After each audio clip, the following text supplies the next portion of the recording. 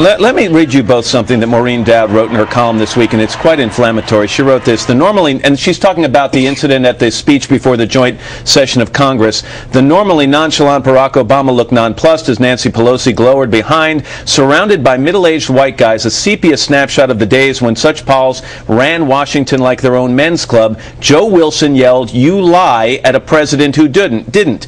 But fair or not, what I heard was an unspoken word in the air: "You lie, boy." Frank, did you hear that word? Absolutely not. The anger is not directed just towards Barack Obama.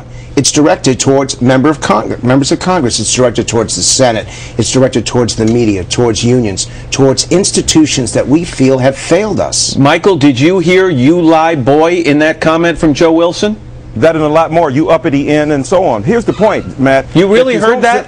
Well, obviously I didn't physically hear that, but the implication, the inference. You don't only deal with so-called empirically verifiable racism. You can point to a lynching or using a epithet. You look at the kind of atmosphere and attitude. Look at the opposition. President Obama wants to speak to the American school children. What's more American than that? People are keeping their kids at home because they fear he's going to use his bully pulpit to try to drive home a Democratic agenda. The point is, Matt, when you look at the intense concentration on Mr. Obama, painting him as a president with two eyes in a black box, calling him a Nazi, calling him a chimpanzee, calling him a monkey. How much evidence do you need? All right, Frank. And it amazes me that white Americans are incapable of acknowledging what is before our faces, and the reality is that we have to deal with the racial animus that undergirds and underlies American public Frank, discourse, I'm going to give you, and the resistance to Mr. Obama has been strong. Give you the last word here. Real quickly, how should Republicans handle this charge? How should Democrats in the White House handle the charge?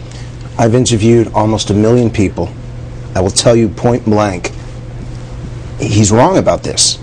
It's up to the Republicans to offer an alternative, and it's up to them to challenge the president in a civil way.